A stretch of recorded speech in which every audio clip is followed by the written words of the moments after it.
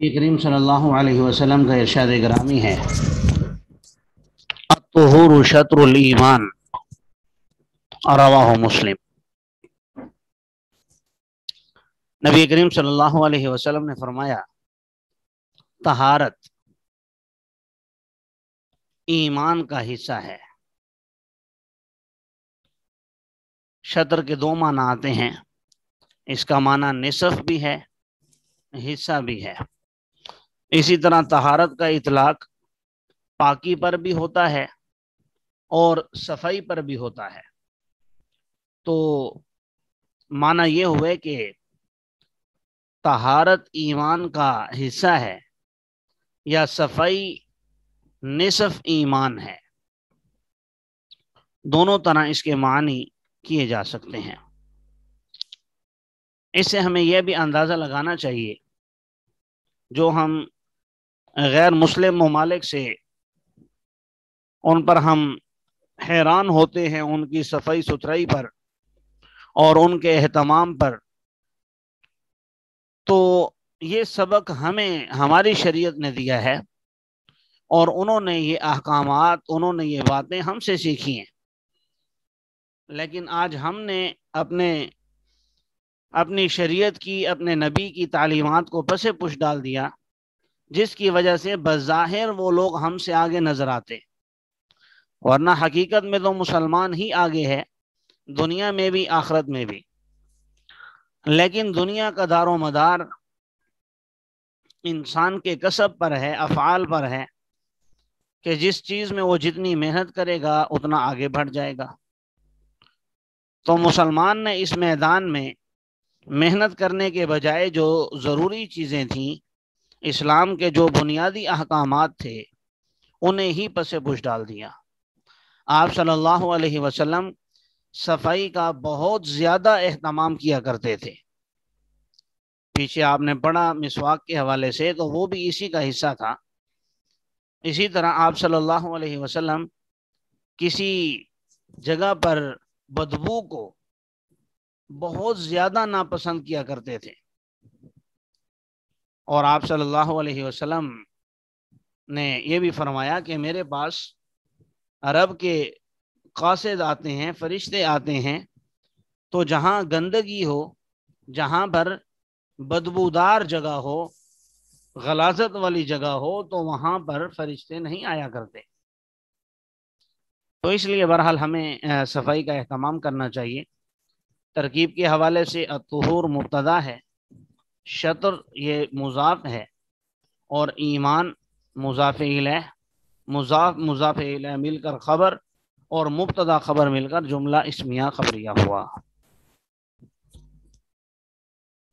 دوسری حدیث میں نبی کریم صلی اللہ علیہ وسلم نے ارشاد فرمایا، القرآن حجۃ لک او علیک، رواہ مسلم۔ قرآن آپ کے لیے حجت ہے یا آپ پر حجت ہے۔ اس حدیث مبارکہ کا مطلب یہ ہے، آپ کے لیے حجت ہونے کا مطلب بین سطور میں بھی لکھا ہوا ہے، ان علمت بہ، یہ آپ کے لیے حجت ہے اگر آپ اس پر عمل کریں، اگر آپ اسے پڑھتے رہیں، تو قرآن پڑھنے سے اللہ کا قرب حاصل ہوتا ہے۔ قرآن پڑھنے سے انسان کی روح کو غذا ملتی ہے، انسان کی روح طاقتور بنتی ہے۔ اسی طرح قرآن پاک پڑھنے سے بہت سی صورتوں کے حوالے سے آیا، جیسے سورۃ واقعہ مغرب کے بعد پڑھنے سے انسان کبھی فقر و فاقہ میں مبتلا نہیں ہوتا۔ عشاء کے بعد سورۃ الملک پڑھنے سے انسان عذاب قبر سے محفوظ رہتا ہے۔ اس طرح اور بھی مختلف اوقات میں مختلف آیات کی، مختلف صورتوں کی فضیلتیں ہیں، فضائل بیان کیے گئے ہیں، اور ان فضائل سے ہٹ کر بھی روزانہ کی بنیاد پر کم از کم جو حافظ نہیں ہیں ان کے لیے ایک صفحہ، دو صفحے، ایک پاؤ، آدھا پاؤ لازمی پڑھنا چاہیے، جتنا بھی آسانی سے ہو سکے اس کا اہتمام کرنا چاہیے۔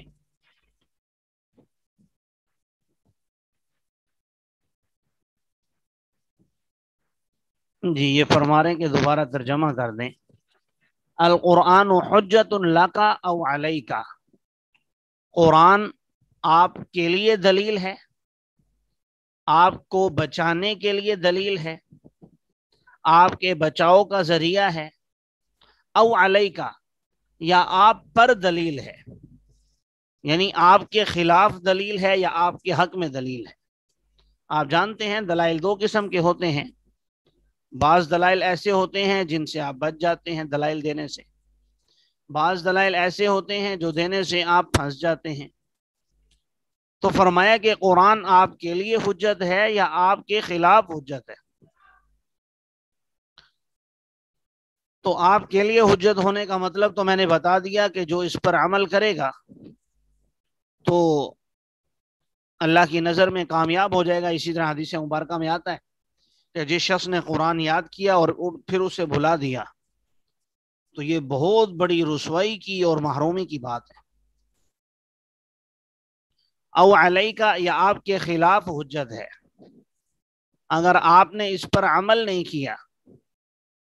آپ نے نیچے بین سطور میں لکھا ہوا بھی ہے علیکا ان لم تعمل بما فیہ فیخاصموک، کہ اگر آپ قرآن پاک پر عمل نہیں کریں گے ان احکامات پر بما فیہ جو اس کے اندر بیان کیے گئے ہیں، تو قیامت کے دن یہ آپ کے بارے میں جھگڑا کرے گا، آپ کے ساتھ جھگڑا کرے گا کہ میں قرآن نازل ہوا تھا اور اس تک پہنچا بھی تھا لیکن یہ مجھے بڑا نہیں کرتا تھا، مجھ پر عمل نہیں کیا کرتا تھا.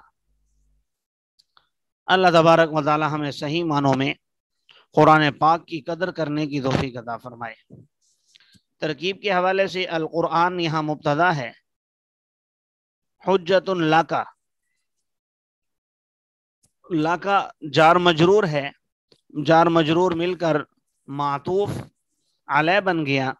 او حرف عاطفہ، اعلی حرف جار کاف مجرور، جار مجرور مل کر معطوف، معطوف علیہ مل کر متعلق ہو گئے حجت ان کے ساتھ، اور حجت اپنے جار مجرور کے ساتھ مل کر یہ خبر بن گیا القرآن کی. جی آگے نبی کریم صلی اللہ علیہ وسلم نے ارشاد فرمایا الجرس مزامیر الشیطان، فرمایا کہ گھنٹی یہ شیطان کی بانسری ہے. گھنٹی بجانا یہ شیطان کی بانسری ہے، یعنی لوگوں کو اپنی طرف متوجہ کرنے کا شیطان کا ایک ذریعہ ہے. اس سے مراد صرف گھنٹی بجانے سے جو ہمارے گھروں کے باہر لگی ہوتی ہے یا ہمارے موبائل فون میں بجتی ہے یہ مقصود نہیں ہے. اس سے مراد وہ گھنٹی جسے بلا ضرورت بجایا جائے. ایک روایت میں آتا ہے کہ ایک لڑکی حضرت عائشہ رضی اللہ تعالیٰ عنہ کے پاس آئی اور اس نے اپنے پاؤں میں پانچ زیب پہنے ہوئے تھے جس میں گھنگرو وغیرہ لگے ہوتے ہیں، تو اس کے چلنے کی وجہ سے اس میں ایک قسم کی گھنٹی کی آواز آتی تھی. تو اس کو فرمایا کہ آپ یہاں سے چلے جائیں کیونکہ فرشتے ایسی جگہ پر نہیں آتے جہاں پر باجے کی، گھنگرو کی، گھنٹی کی آواز.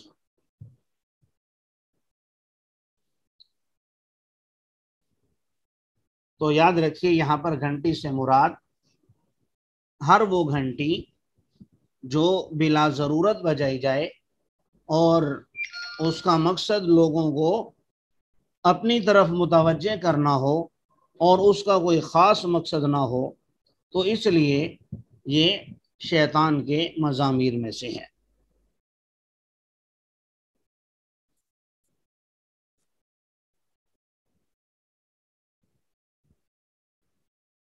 اور ہمارے زمانے میں آپ جانتے ہیں بانسری سے بسا اوقات اس میں گیت بھی گائے جاتے ہیں. گھنٹی تو اپنی جگہ، بانسری جو ہے وہ بھی اس کے لیے استعمال ہوتی ہے. تو دونوں چیزوں کے اندر خرابی ہے جس میں اس حدیث مبارکہ کے اندر منع کیا جا رہا ہے. یہاں پر بھی الجرش مبتدا ہے، مزامیر مضاف، الشیطان مضاف الیہ، مضاف الیہ مل کر خبر اور مبتدا خبر مل کر جملہ اسمیہ خبریہ ہوا۔